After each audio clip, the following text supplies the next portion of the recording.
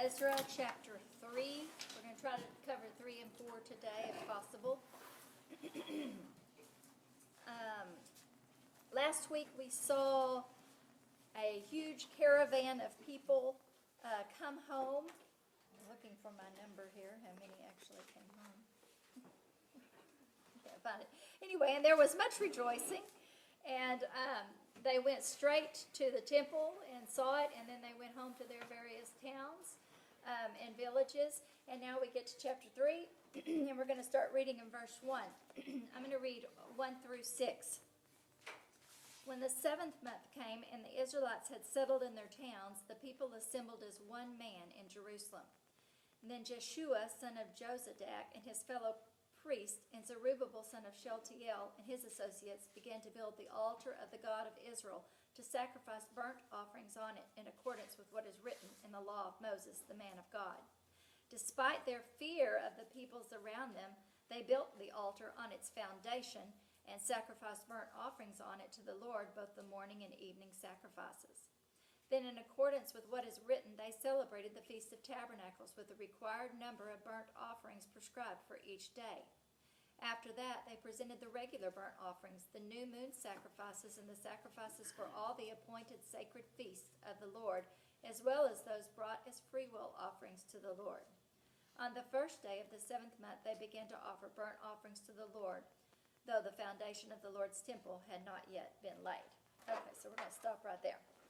So they're getting together. There's all kinds of debate on how long it took them before they decided to rebuild this altar. Some scholars say, 3 months passed, 2 months passed, 4 months passed, 5 months. We know some months passed. But we do know that they decided to get together in the month of Tishri. That's the 7th month. And there's something significant about that month. First of all, in the 7th month is when the Day of Atonement takes place. It's also when the Feast of the Tabernacles takes place. It is also the month when Solomon dedicated his temple, which is in 1 Kings 8. So Jeshua is present. He's the Levite, and he will be the next high priest. In fact, he is more important than Zerubbabel at this point. If you notice, whenever they list names, they usually start with the most important name first. And if you look back at chapter 2, verse 2 of chapter 2, when they're talking about the company that's going to return home, who's listed first? In 2, verse 2. Zerubbabel is. He's going to be the governor. He's kind of the one that led the group back. Okay, so he was the leader at that time. But when you get to this scripture in chapter 3, verse 2, who do they list first now? Jeshua. He's the most important guy. He's the priest. He's the one that's going to be offering all of these sacrifices and everything. So they start doing that. We are also introduced in these scriptures to who's living in the land. And what does it say specifically about these people? Or what does it say? How does our Jewish people react to them? They feared these people. So you are so excited that you get to go home. And talk about a big deal. You've been gone for 70 years and you get to go home. How excited are you? And you get there, and instead of it being this exciting, most wonderful time, you're fearful. And you're scared of the people that are there. Okay? And so it's interesting that they are afraid, but it doesn't keep them from doing what's most important. They get right in there and they build that altar. They're going to start sacrificing at this point, according to verse 6. They're going to start doing the burnt offerings. You can read about the burnt offerings in Leviticus 1. They were offered every morning and every evening by the priests. Okay? So once this altar is built, and it says they started then, and it's going to continue for the duration of the rebuilding. Yes, Mary? It's very interesting that the very first thing they do is make a means where they can worship God, because that's why they went into captivity, because they didn't obey the commands. That's right. So it seems like they learned their lesson. Well, right now it looks like they learned their lesson. But I think what I tried to glean out of this is that despite fear, they were going to worship. Despite whatever they were feeling afraid or whatever was making them fearful, the people themselves, they were going to worship. It didn't matter. You know, they came back and now they're having all of these feelings and everything. And I think, you know, during COVID, we didn't get together for I forget how many weeks, and it was hard. It was really hard. They didn't let fear keep them from getting together. They came to worship. And I feel like that's too, it seems like that when we're most afraid, that's when we need to worship. When we have dark times, that's when we need to worship. When life is hard, that's when we need to worship. Worship is about glorifying God and all of that, but it's also about imploring God for help. When David wrote numerous psalms, but when he wrote Psalm 23, the Lord is my shepherd, I shall not want. He leads me beside still waters. He restores my soul. And then what does it say about his enemies? What is it? What does he say about his enemies? He says, thou preparest a table before me in the presence of my enemies. Yes. He knows there's people out there to harm him, but when he's glorifying God, he's also asking God, I need you to be with me. I need you. How many times did David say, I need you to fight my enemies for me because I can't do it? Yes, that's why we worship. We implore God to help us in these times, you know. So, not only did they go right there and build that altar, but where did they build it? Let's see. They built verse 3, they built the altar on its foundation. They didn't think, you know what, I think it would look better over there. I think we can build it over on this side over here where we get a good sunset, you know, or whatever. No. They did it according to how they were supposed to. They were going to do it right. Not only are we going to worship, but we're going to do it right. We're going to do it correctly. And so they've learned something. I think they have. They've done it wrong for a long, long time. That's right. They're going to do it his exact way. They're going to do it God's way. And so there's something else that we can learn from that. Okay, so let's look. Let's go ahead and read the end of this chapter real quick. Verse 7. Then they gave money to the masons and carpenters and gave food and drink and oil to the people of Sidon and Tyre so that they would bring cedar logs by sea from Lebanon to Joppa as authorized by Cyrus, king of Persia.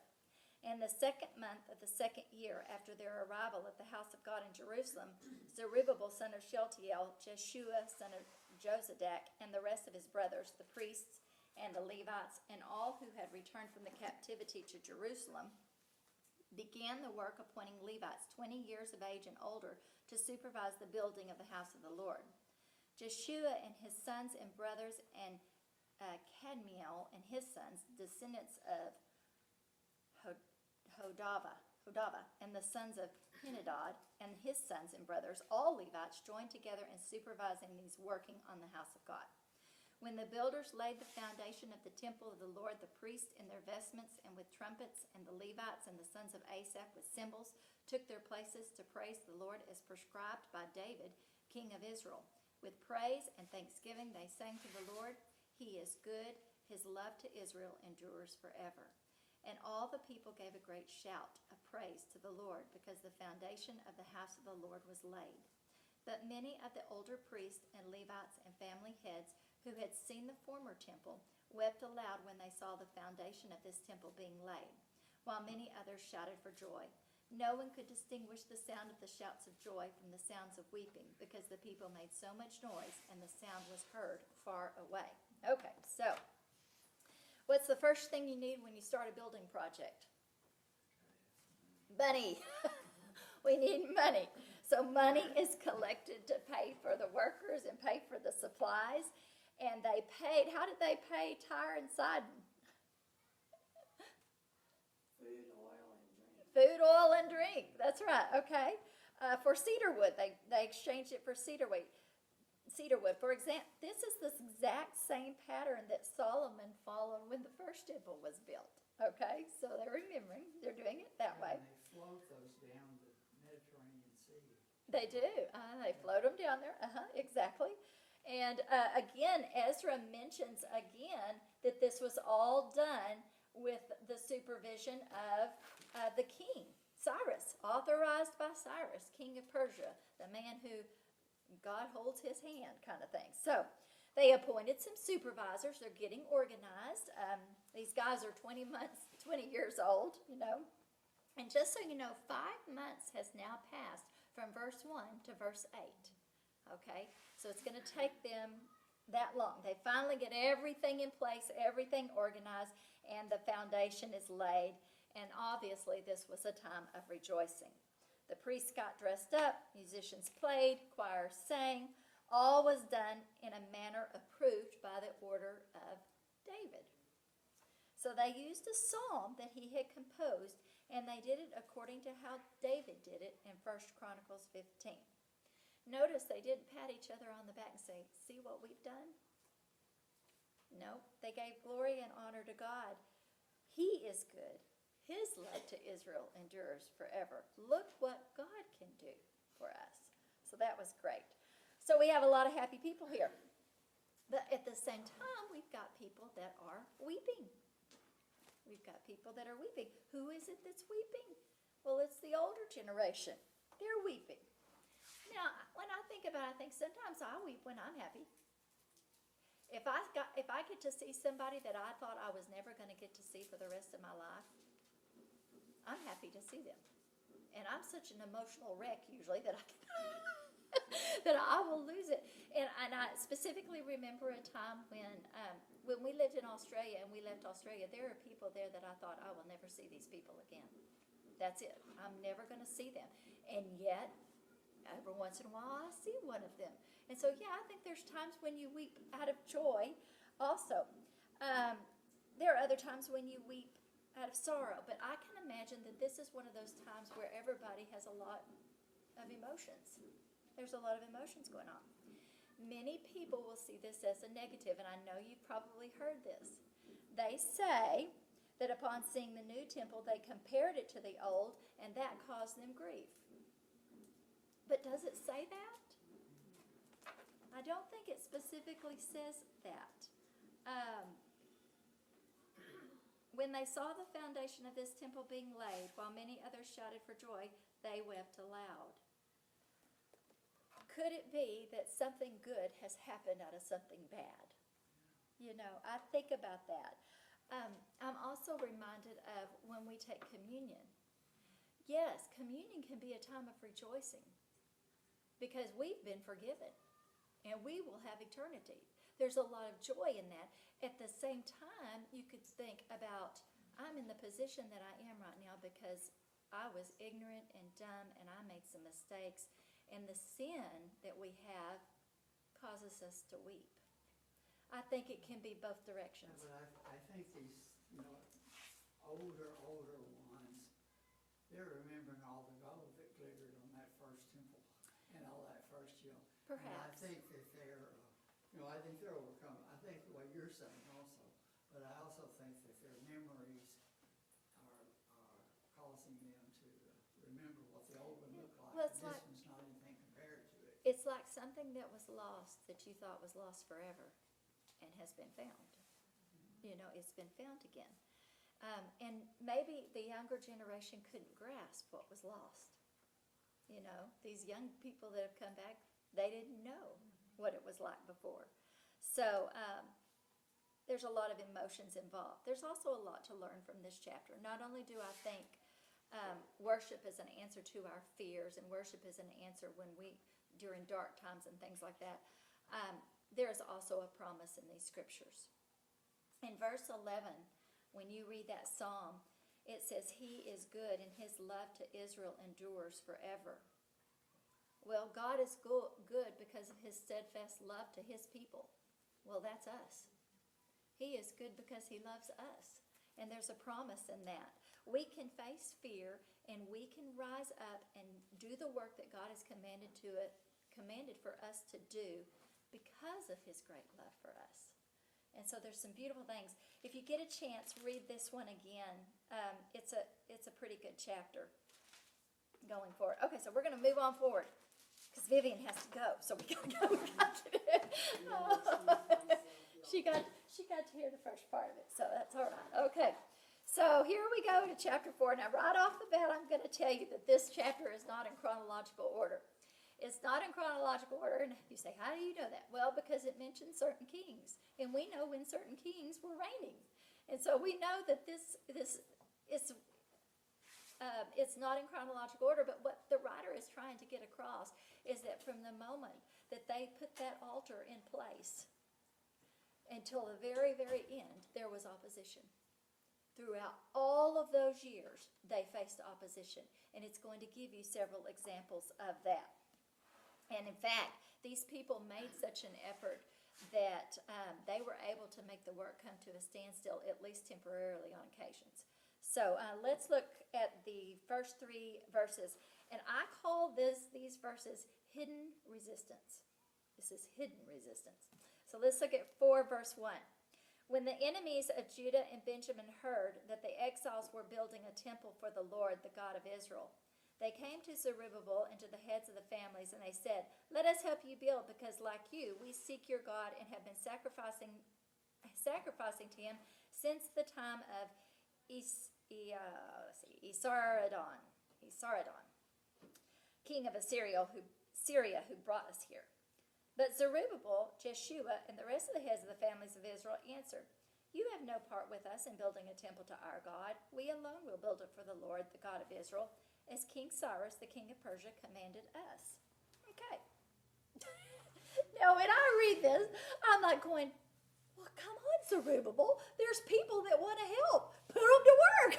They've come to, why can't these guys work? I don't understand why they can't work, But I think there's a few clues here.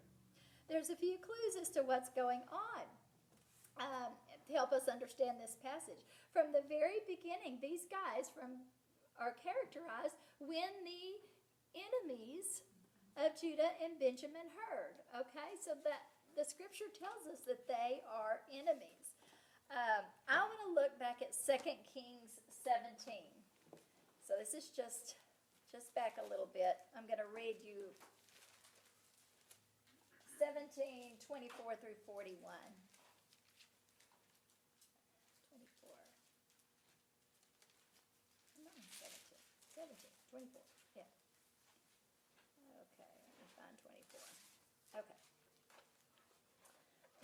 The king of Assyria brought people from Babylon, Cutha, Ava, Hamath, and some other place, and settled them in the towns of Samaria to replace the Israelites. They took over Samaria, and they lived in its towns. When they first lived there, they did not worship the Lord, so he sent lions among them, and they killed some of the people. It was reported to the king of Assyria, "The people you deported and resettled in the towns of Samaria do not know what the God that country requires. He has sent lions among them, which are killing them off, because the people do not know what he requires." Then the king of Assyria gave this order: "Have one of the priests that you took captive from Samaria go back to live there and teach the people what the God of the land requires." So one of the priests who had been exiled from Samaria came to live in Bethel and taught them how to worship the Lord. Nevertheless, each national group made its own gods in the several towns where they settled and set them up in the shrines the people of Samaria had made at the high places. The men from Babylon made Succoth-Benoth, the men from somewhere, and the men, blah, blah, blah, blah, blah, blah, I'm going on down, burned their children in the fire as sacrifices to Adramelech. 32, they worshiped the Lord, but they also appointed all sorts of other people to officiate for them as priests in the shrines at the high places. They worshiped the Lord, but they also served their own gods in accordance with the customs of the nations from which they had been brought. To this day, they persist in their former practices. They neither worship the Lord nor adhere to the decrees and ordinances, the laws and commands that the Lord gave the descendants of Jacob, whom he named Israel. When the Lord made a covenant with the Israelites, he commanded them, "Do not worship any other gods or bow down to them, serve them, or sacrifice to them. But the Lord who brought you up out of Egypt with a mighty power and an outstretched arm is the one you must worship. To him you shall bow down, and to him offer sacrifices. You must always be careful to keep the decrees and the ordinances, the laws and commands that he wrote for you. Do not worship other gods. Do not forget the covenant that I have made with you, and do not worship other gods. Rather worship the Lord your God. It is he who will deliver you from the hand of your enemies." They would not listen, however, but persisted in their former practices. Even while these people were worshiping the Lord, they were serving their idols. To this day, their children and grandchildren continue to do as their fathers did. Okay, so the true intentions of these people. You can see that what the king of Assyria did when he moved those people out, he brought in other people to occupy the land. Now, I've read several footnotes about this. Assyrians did what the Babylonians did. They took the best people first. And they left people there to work the land. The poorest people were left, and the people were left to work the land. So then, the Assyrians brought in other nations to resettle in those areas. What do you think happened? They began to intermarry. They began to intermarry with what was an Israelite and what was from some other nation. Okay? So, and we'll get back to that in just a second. I really do not think that these people had any intention of ever helping the rebuilding process. Okay, I don't think that. And but it's funny that they actually told Zerubbabel, well, we worship the same God as you do. Oh, no, they don't. The people look the part. They may even say the right things. But for Zerubbabel could see through that. He could see through that that's not right, that they were actually enemies of the work.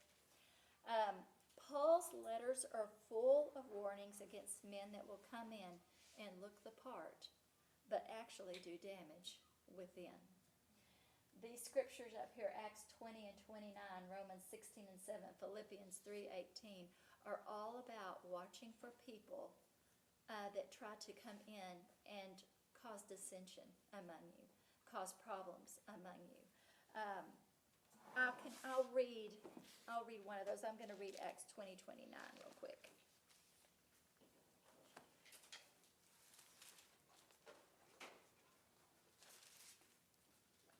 I know that after I leave, savage wolves will come in among you and will not spare the flock. Even from your own number, men will arise and distort the truth in order to draw away disciples after them. So be on your guard. The other scriptures are very similar to that one, with him warning. So this was going on all the way back when they're trying to repair the temple. We've got people coming and saying, let us help you. We worship God just like you do. And not exactly, Mary? Just as these Israelites, or these Jews, they're called Jews now, they had to beware of Satan, so do we. Mm-hmm. He's just ready to pounce at our weakness or at our joy. Mm-hmm. All right, your joy. They put a toe in, one toe. One little toe. That's right. Well, apparently Zerubbabel could see through this. He could see through this ploy. He denied that they participate. He does refer back to the decree that Cyrus made. Hey, Cyrus told us we're supposed to be doing the work. This is commanded to us by King Cyrus. We're the ones supposed to do the work. So Lonnie has a note at the end of these verses. He believes that this is the first record of a race of people that now occupy the land. He believes them to be Samaritans. Please shut the door. Thank you, sir. Please shut the door. No, I'm so sorry. no. Guys, Please Sean, shut the they're door. holding their meeting. We totally forgot. I'm so sorry. That's okay. That's okay. We're gonna go the Thank other way, you. guys. You wanna go the other way with us? Sorry. Okay. He believes this is the first record of a race of people that now occupy this land. He believes them to be Samaritans because a Samaritan was half Jew and half something else. Half something else. When the Assyrians took Israel, they scattered their captives. And whoever was living there intermarried with them. The name Samaritan comes from the capital of Israel, Samaria. So we know that Israel was not worshiping God the way that God intended to begin with. That was the number one reason why they went into captivity. These men were descendants or children of an earlier Israelite. That's why I call this hidden resistance. Okay. Now let's read verses 4 through 5, and I call this section discouraging resistance. Then the peoples around them set out to discourage the people of Judah and make them afraid to go on building. They hired counselors to work against them and frustrate their plans during the entire reign of Cyrus, king of Persia, and down to the reign of Darius, king of Persia. Okay, so they're going to start off. Yours may say, weaken the hands. Your verse, weaken the hands of the Jews. Mine says discouragement. That didn't work. Just discouraging them didn't work. They kept on building. So they resorted to fear and intimidation. Okay? That also didn't do the trick. So then they hired someone on the outside to bring them into the courts. And another way of saying that is they bribed lawyers to see things their way. This continued on for the duration of Cyrus's reign and his son's reign. What you see now is a very lengthy amount of time showing the efforts of halting and hopefully stopping further forms of construction, including the rebuilding of the walls. Some of this chapter from here on out occurred during the time of Nehemiah when he was conducting his building specifically on the wall. So let's read verses 6 through 10. We're going to go to government resistance. We've gone from hidden resistance to discouraging resistance, and now we've got government resistance. Verse 6, at the beginning of the reign of Xerxes, that's how we know what time period they're talking about. They lodged an accusation against the people of Judah and Jerusalem. In the days of Artaxerxes, king of Persia, Bishlam, Mithridates, Tabeel, and the rest of his associates wrote a letter to Artaxerxes. The letter was written in the Aramaic script and in the Aramaic language. Rum, the commanding officer, and Shimshai, the secretary, wrote a letter against Jerusalem to Artaxerxes the king as follows. Rum, the commanding officer, and Shimshai, the secretary, together with the rest of their associates, the judges and officials over the men from Tripoli, Persia, Erech, and Babylon, the Elamites of Susa, and the other people whom the great and honorable Ashurbanipal deported and settled in the city of Samaria and elsewhere in Trans-Euphrates. Is that how far I was going to go? Yeah. This is a copy of the letter that was sent to him. Okay, so we're going to stop right there. Okay, so Xerxes is mentioned. We have propelled 70 to 80 years forward at this point, okay? Ezra and Nehemiah would be on the scenes at this part of the chapter. So the enemies that are in verse 1 are not the same guys as these that are in verse 8. All right, or verse 7. This is a whole new set of bad guys. All 5 of these guys have Persian names, but they have considerable influence, obviously, in Palestine. Rum is the commanding officer or chancellor. Shimshai is titled a secretary or a scribe. And probably Shimshai was the secretary to Rum. So they joined together in writing this letter to the Persian king. It really doesn't matter what nations are listed here. What we do know is that all of them have a vested interest in prohibiting Judah from becoming a rival power in their region of the world. They needed big political backing so they could control this building process that was going on in Jerusalem. So the letter is composed in, yours says Aramaic, but that's the same as Syrian, all right? It was composed in the Syrian language. Let's see what they have to say in verse 11. This is the copy of the letter they sent him to King Artaxerxes from the servants and the men of the Trans-Euphrates.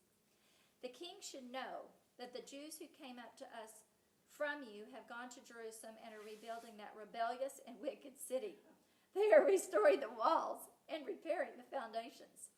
Furthermore, the king should know that if this city is built and its walls are restored, no more taxes, tribute, or duty will be paid, and the royal revenues will suffer.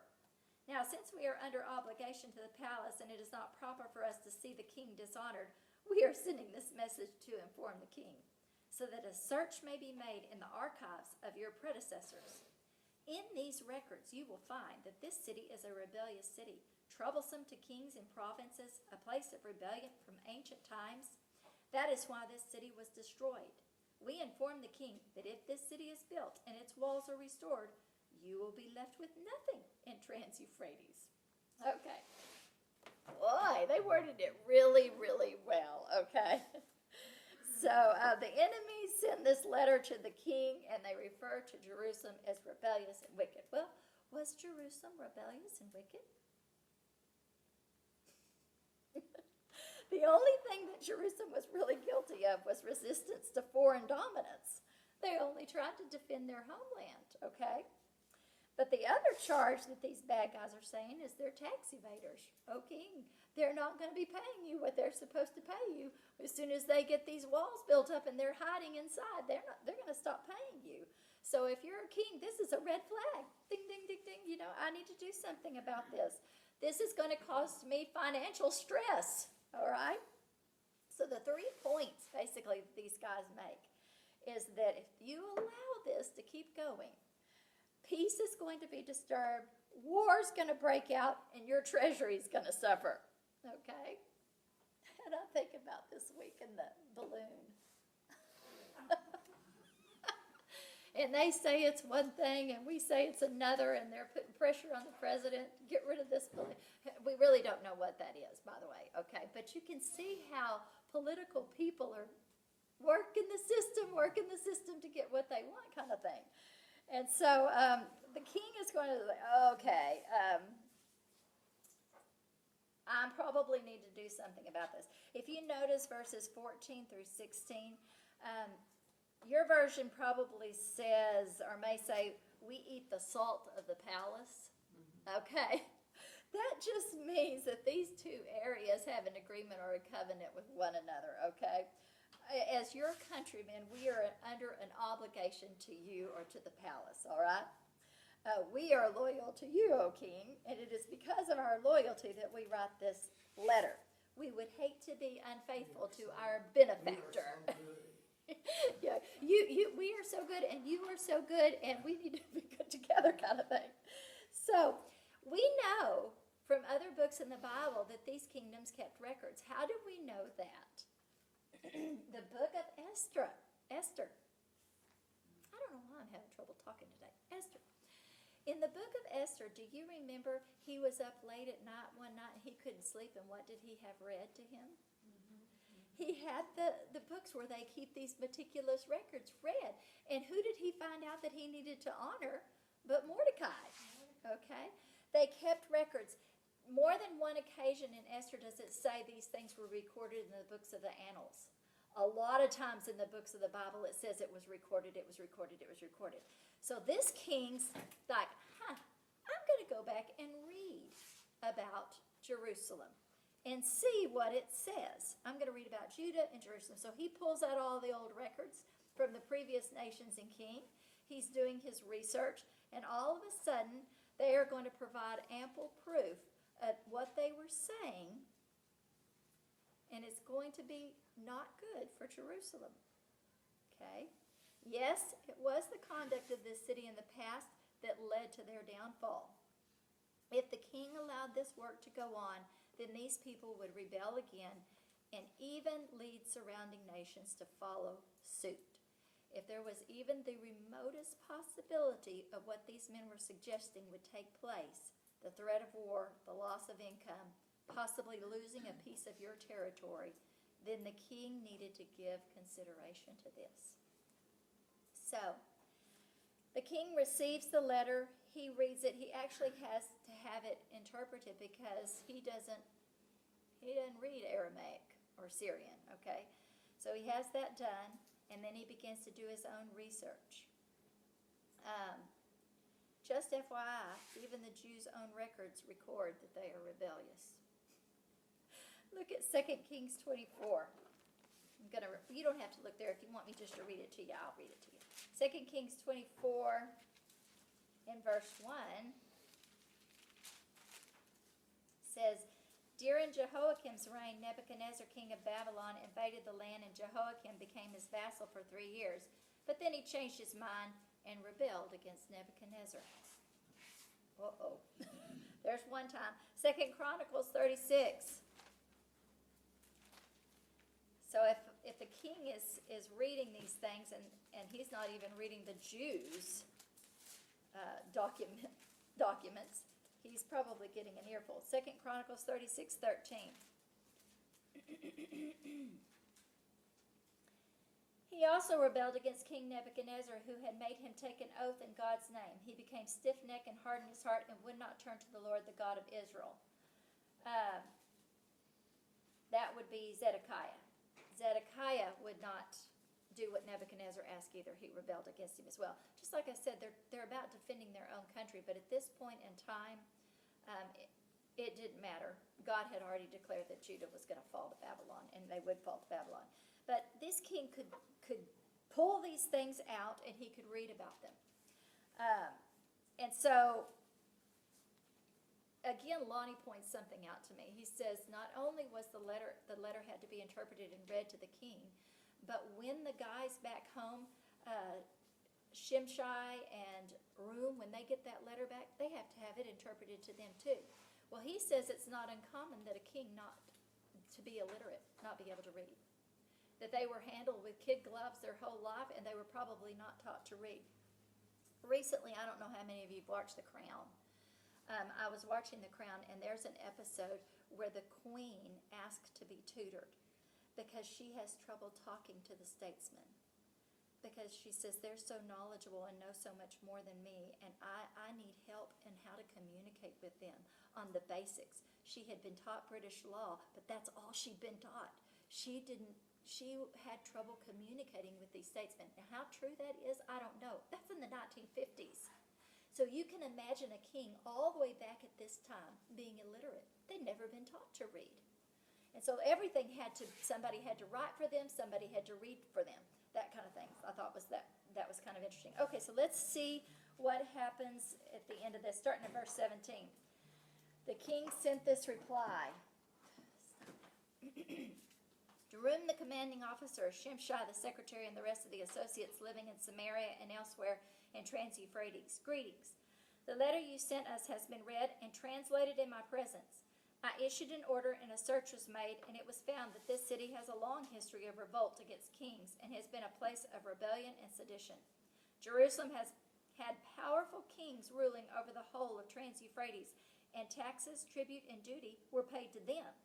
Now issue an order to these men to stop work so that this city will not be rebuilt until I so order.